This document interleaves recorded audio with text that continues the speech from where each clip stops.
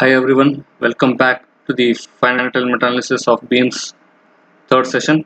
So in this session we are going to study how a load acting on the element can be converted into equivalent nodal forces.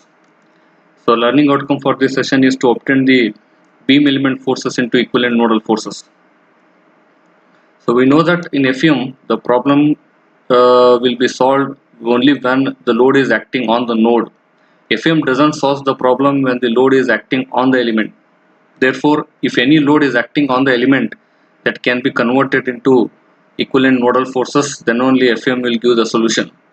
So for that, there are three cases we are going with. The first one is beam with a point load acting at the center. Now, when the point load is there, we have an option that we can convert that into equivalent load, or sometimes we can add one node where the force is acting.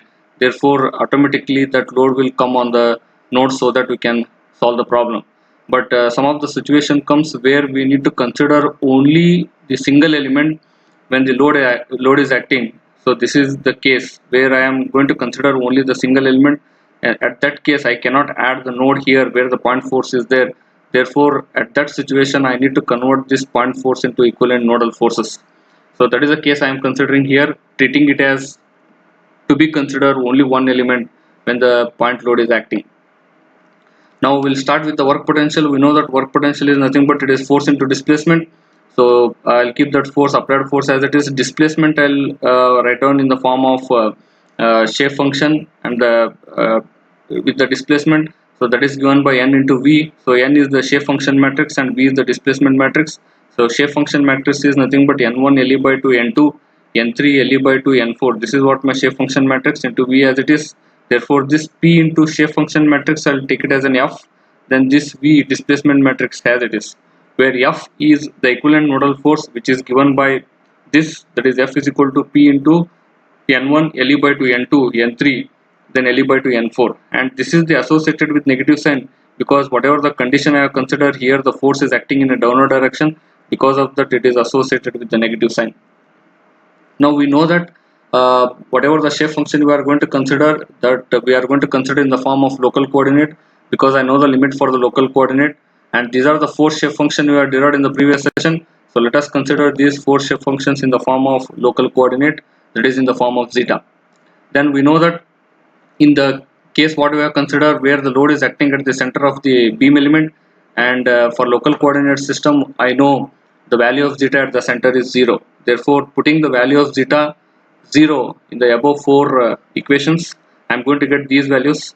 When I put zeta as 0, I'll get n1 is 1 by 2, and similarly when I put zeta 0, I'll get value of n2 is 1 by 4. Similarly, n3 is 1 by 2 and n4 is minus 1 by 4. So these are the four values I am going to get when I put zeta is equal to 0. Substituting these four values in the force matrix, I am going to get this. So minus p as it is.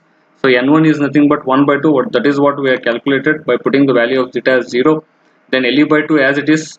Then n2 is 1 by 4. That is what I have substituted. Then value of n3 is 1 by 2. Then Le by 2 as it is. Then the value of n4 is it is minus 1 by 4. Now when I substitute that value is minus 1 by 4, of course this value of n4 is minus 1 by 4. So that correction I'll do it here. So when I substitute that 1 by 4, so what I am going to get, this minus p, next I'll take it inside the matrix.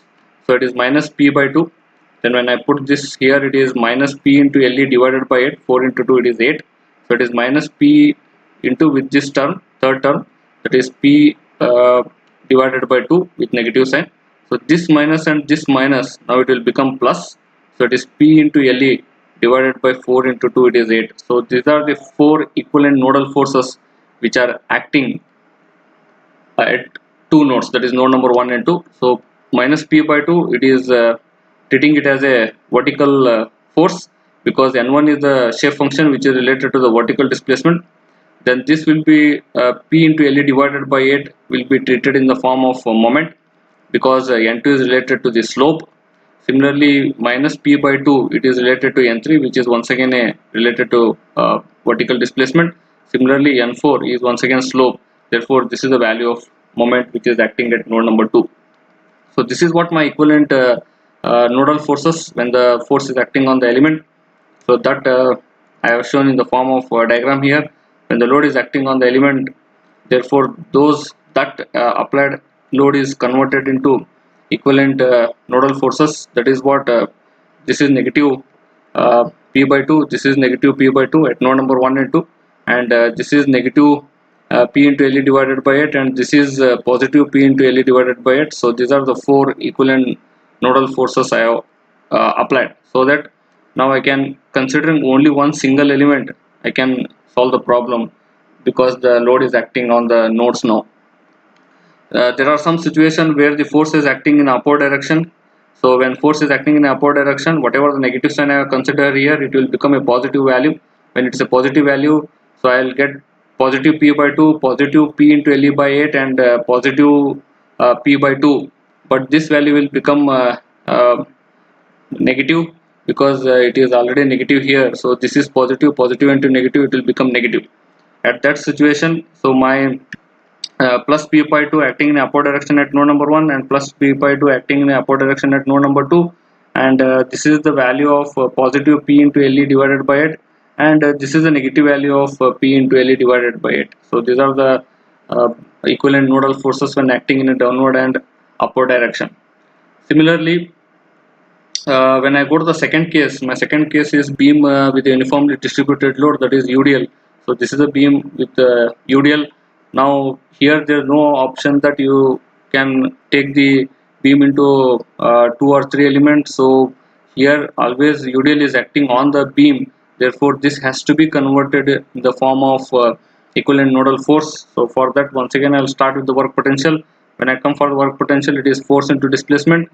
So when I consider a small element here, the force on the small element is q naught into dx. If I consider the length of the element is dx, anyhow this work potential when a element is acting with the UDL, we already studied in bar problems when a bar is subjected to UDL. So with the same concept I am dealing here. So it is when I take a small element with length dx, then this UDL converted point force will be q naught into dx, as it is work potential multiply with the displacement at that element what I have considered. So this is what the entire thing work potential for a small element. Now I want work potential for the entire length, therefore I'll integrate over the length of the element. Now when I integrate over the length of the element, I'm going to get q naught into vx into dx. So this is what the modified equation. Therefore q naught as it is, then Vx once again represented in the form of shape function and displacement. So that is n into v, that is what I represented here. Therefore rearranging the terms, I'll get integration over the length of the element q naught n into dx into v. So once again this q naught is a negative sign because the whatever the force I have considered, or UDL force whatever I have considered, it is acting downward, therefore it is associated with the negative sign. So actually I have missed a negative sign here, so I'll add that negative sign when I am typing. So this negative sign is missed, so let us add that negative sign. So this is what my negative sign, which continued from the B, because whatever the load I have considered, it is acting in a downward direction. So because of that I obtained q naught with a negative value. So it is q naught into n into dx into v is what the value. Then in the next case, what I am going to get, q naught I'll keep it minus q naught, I'll keep it as it is. So this displacement matrix I am going to substitute, sorry, this shape function matrix I am going to substitute, and this dx as it is, and this displacement v as it is. Therefore this whatever there in the flower bracket, this entire thing will become my force matrix into v. Once again it is f into v, nothing but my work potential only. So after that, what I am going to get here in the work potential, this q naught minus q naught as it is, this shape function as it is. So same equation. So whatever equation I have here, I will obtain the same this equation where my f is this equation, integration over the length of the element, this shape function matrix into dx. Once again negative sign because the load is acting in a downward direction. So this is what my UDL acting on a beam element. Now once again we are going to consider the shape function in the form of local coordinates. So these are the four shape functions. Now I need to substitute the values of n1, n2, n3, n4 in that force equation. So when I substitute, it is integration over the length of the element minus q naught. So n1, I'll substitute the value of n1, that is 1 by 4 into 2 minus 3 zeta plus zeta cube. Similarly, Le by 2 as it is, n2 is this value, so let us substitute that value. Similarly, my n3 is this value, I have substituted. Le by 2 as it is, n4 is this value that I have substituted. Now this integration is with respect to dx, but I have n1, n2, n3, n4 in terms of zeta. Therefore, this integration has to be in the form of zeta so that I can put the limit minus 1 to plus 1. Therefore, this dx is just written as dx divided by d zeta into d zeta. Therefore, dx divided by d zeta, I know the value, it is Le divided by 2. Now this integration is now with respect to d zeta. Therefore, I apply the limit minus 1 to plus 1. So that dx divided by d zeta, that is Le divided by 2, that I have taken outside the integration along with this q naught. Therefore, it is minus q naught into Le divided by 2, integration minus 1 to plus 1, all the terms, 4 terms with respect to zeta here. So in the next case, I am going to integrate that. So when I integrate, I'll just show the integration of the first term. So similarly, I can do for the other. So integration of 1 by 4 as it is, integration of 2 is zeta, 3 as it is, integration of zeta is zeta square divided by 2, and integration of zeta cube is zeta raised to 4 divided by 4. So that is what I have obtained here, 1 by 4 as it is, integration of constant 2 is zeta, then zeta is zeta square by 2, and zeta cube is zeta raised to 4 divided by 4. Similarly, you integrate the second term, third term, and fourth term. So these are the 4 terms I am going to get. Then what I need to do, I need to apply the upper limit minus lower limit. So once again, I'll show it for the first term. So this 1 by 4 as it is, 2 upper limit is 1 plus 1, therefore it is 2. Then this 3 as it is, then zeta square is 1 square, 1 square divided by 2 is 1 by 2, into 3 is 3 by 2. Similarly, the upper limit is plus 1, therefore it is 1 divided by 4. So this is by substituting the upper limit minus lower limit I need to do. Lower limit is minus 1. When I put zeta is minus 1, it is minus 2. When I put zeta here, it is minus 3 by 2. When I put zeta is minus 1, it is 1 by 4, plus 1 by 4. So this is the putting the value of upper limit minus lower limit for the first term. Similarly, whatever the second term you integrated, for that also you need to put the value of minus 1 to plus 1. Similarly, third term and fourth term. After substituting, these are the values I am going to get it here. All the 4 terms I have shown the substitution of upper limit minus lower limit. Then after simplification, once again I'll show the first term how it will get simplified. 1 by 4 as it is, simplification of this term minus this term, I am going to get it as 4. Similarly, when I do simplification of this Le by 2 into 1 by 4 as it is, simplification of this entire term is 4 divided by 3. Similarly, so on. Now after simplifying that, so this q naught into Le divided by 2, I'll take it inside the matrix. So this 4 will get cancelled. Therefore, first term is minus q naught into Le divided by 2. Similarly, this 4 get cancelled. It is q naught into Le divided by 3 into 2. 6, it is 6 into 2, it is 12. So that is what the value I am going to get. Similarly, other 2 terms. So this is what the equivalent nodal forces when a beam element is subjected to UDL. You please remember this equation. This equation is required while solving the problem. This equation and whatever I have obtained previous equation when a point load is acting on the beam element. Now that is what the representation I have shown. So this is a beam element subjected to downward UDL. Therefore, I have a point force which is q naught into Le divided by 2 negative acting downward. Similarly, q naught into Le divided by 2 acting downward negative. Then on the node number 1, I have a moment which is q naught into Le square divided by 12 negative, and here it is q naught into Le square divided by 12 positive. Suppose if UDL is acting in upward direction, then that q naught is positive value. Therefore, the q naught into Le divided by 2 on node number 1, and similarly q naught into Le divided by 2 on node number 2, I'll get it both positive. Similarly, q naught into Le square divided by 2, I'll get positive value at node number 1. Similarly, q naught into Le square divided by 12, I'll get a negative value. So this is the diagram which is exactly opposite to what I have obtained when UDL is acting in a downward direction. Now we are moving to the third category where the beam element is acting uniformly varying load, that is UVL. So this is also a case where you have to convert the applied UL into equivalent nodal forces, then only we can able to solve the problem. So once again I'll start with the work potential. Work potential is nothing but force into displacement. When I consider a small element in the UVL, so this is the force acting on the small element, which is C into X into dx, where C is nothing but Q naught into LE is the value of C, and this X as it is, then this Vx as it is, and this dx as it is. So this is what the force acting on the C into X into dx is the force, into V is the displacement. So this is what my entire work potential, which is for the element what I have considered in the UVL, but I want work potential for the entire length of the element. Therefore I'll put the integration over the length of the element, then I'll rearrange the terms. Then once again this is associated with the negative sign because UL is acting in a downward direction. So therefore Q naught into LE into X as it is. So this displacement once again I'll put in the form of N into V, that is shape function into displacement. So after rearranging the terms, I'll take it that V at the outside. Then this whatever the term which is there in the forward bracket, it will becomes my force matrix after substituting that N in the form of N1, N2, N3, N4. So finally I'm going to get F into V. F into V is nothing but my work potential only. So therefore my F matrix is minus Q naught into LE, Q naught divided by LE into X into this shape function matrix into dx. Once again negative sign, it is because the UVL load is acting in a downward direction.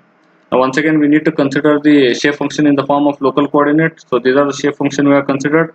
Now we need to substitute these values of N1, N2, N3, N4 in this force matrix.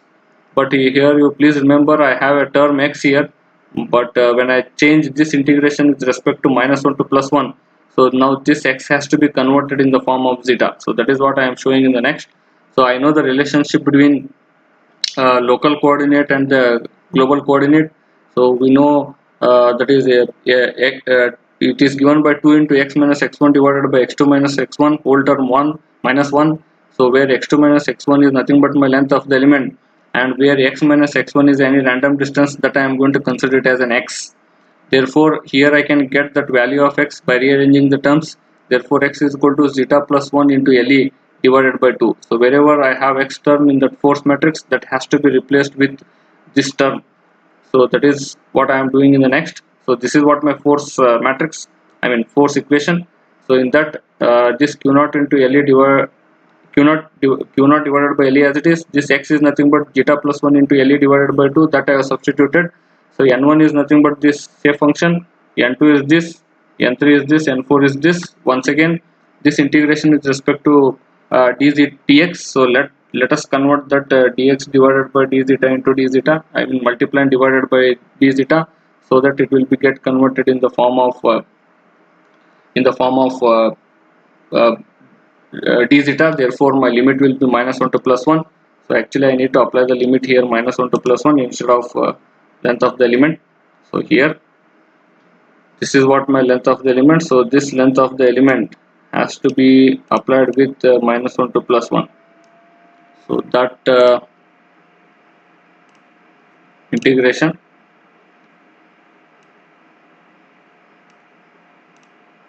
so this is what integration I need to apply with -1 to +1. So here I will get that -1 to +1.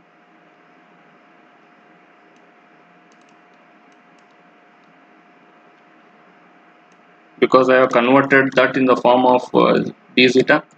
Therefore I'll convert that limit to, instead of over the length of the element, now I'll convert that in the form of -1 to +1. So here this should be dx only, because I have there with the length of the element. So let us continue.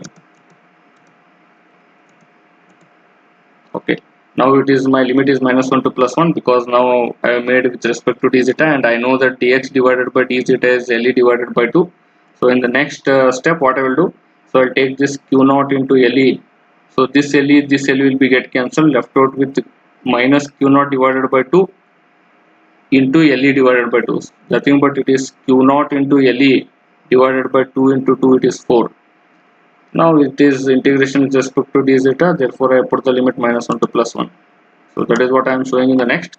So it is minus q naught into LE divided by 4.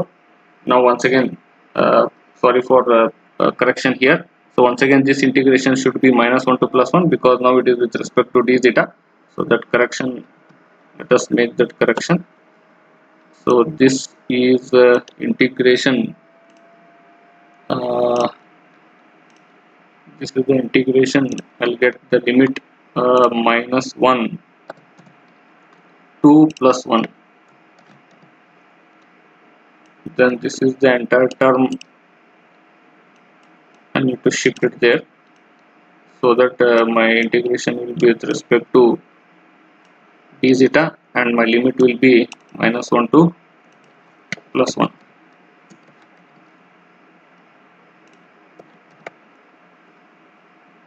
So let us delete this integration. Okay.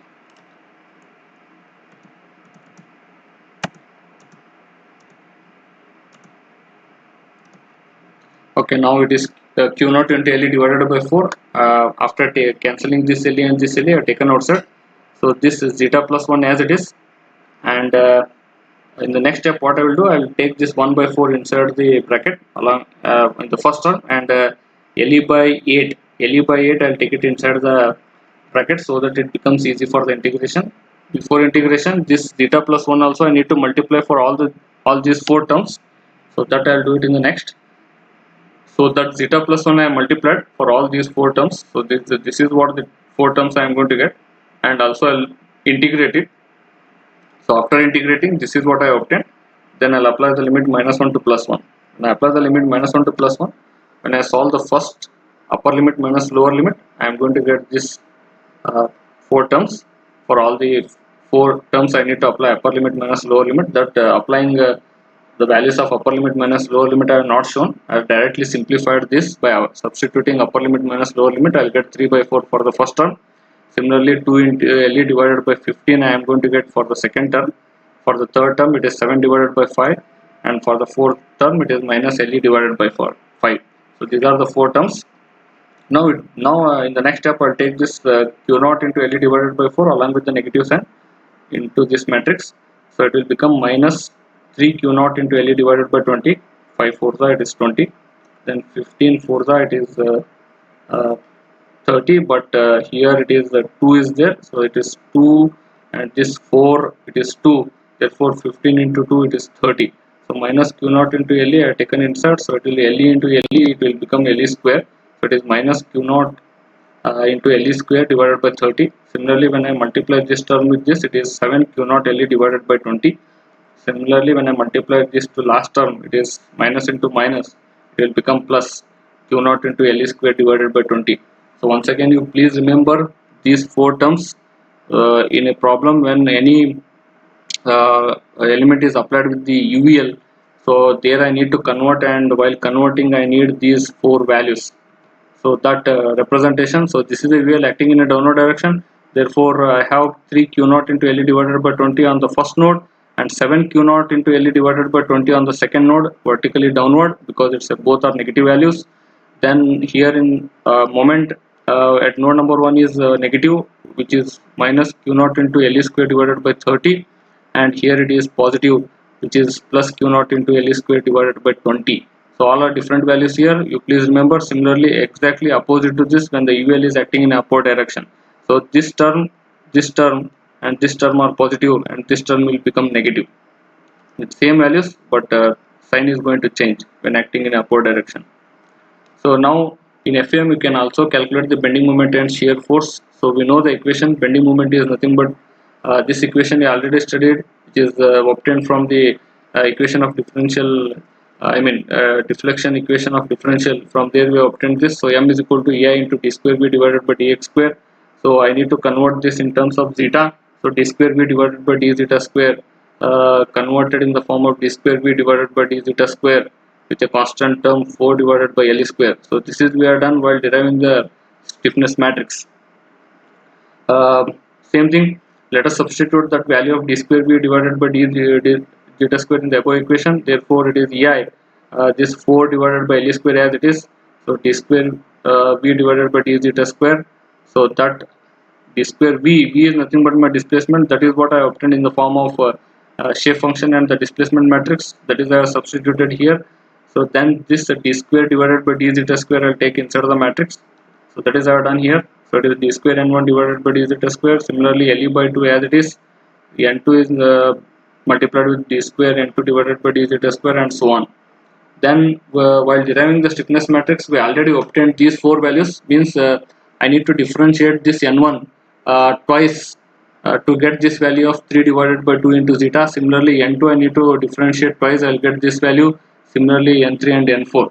So these are the four values I need to substitute into that moment equation. So ei 4 Le square as it is. So first term is d square n1 divided by d zeta square. That is nothing but 3 divided by 2 into zeta. Similarly, d square n2 divided by d zeta square is this term. I substituted there, where Le by 2 term as it is. Similarly for third and fourth term, and this displacement matrix v1 theta 1 v2 theta 2 as it is. Then after simplifying, so when I take this 4 inside the bracket, so it is ei divided by Le square, constant term as it is. When I take this 4 inside, so let us show it for the first term. So 4 3s are 12. 12 divided by 6 is 12 divided by 2 is 6, nothing but it is 6 zeta. Similarly, when I take this 4 for the second term, 4 by 4 it will be get cancelled. So Le by 2 as it is, then it is uh, 2 plus 6 zeta. Of course, it is plus 2. Of course, it is plus 2 plus 6 zeta. So this is the term I am going to get. Similarly, when I take the third term here, this once again 4 zeta 12, 12 divided by 2, it is minus sign is there, therefore it is minus 6 zeta. Similarly, when I take this 4 here, it is 4 4 get cancelled, Le by 2 as it is, then it is minus 2. Here I'll get minus sign. Sorry, here I'll get a minus sign, which is minus 2 plus 6 zeta. Sorry, here this is negative sign. dn2 divided by d zeta 2 is a negative sign. It is minus 2 plus 6 zeta. Whereas d square n4 divided by d zeta square is plus 2. So this is my plus 2. Okay. So this is negative, therefore this will be negative.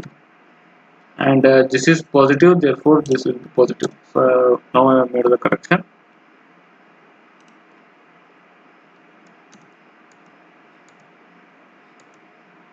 Okay, this is what my final equation.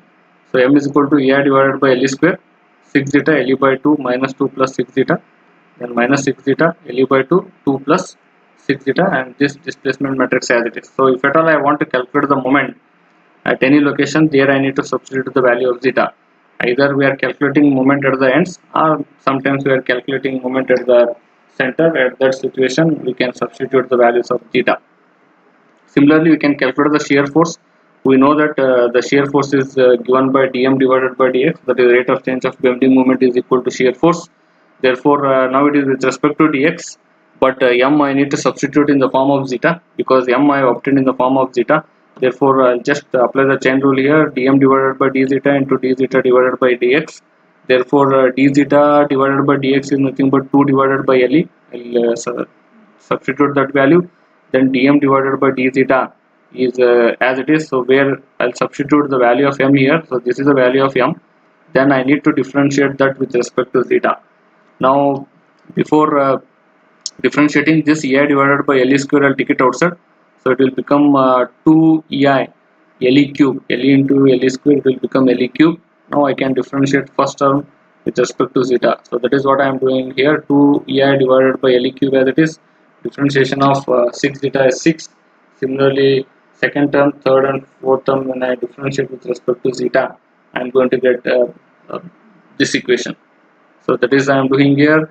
So Le by 2 as it is, differentiation of 2 is constant 0, then it is 6 zeta is 6. Similarly, this is minus 6. Le by 2 as it is, this is constant 0, and this is plus 6. So that is what I obtained here. So these are the values after differentiating with respect to zeta. Then further simplification, I'll get the final shear force matrix. Nothing but it is ei divided by Le cube, and this 2 I'll send inside the matrix, so it is 12. Then it is when I send this 2 here, this 2 will be get cancelled, left out with 6 Le. Similarly, it is minus 12 and it is plus 6 LE into displacement matrix as it is. You please remember whatever the shear force matrix you obtained in FEM, this is the shear force matrix which is will give you the average shear force which is there in the beam element. Similarly, whatever the moment equation we have calculated here or moment matrix what we have calculated, it is also a moment equation which is calculated at the center of the beam. Thank you for watching.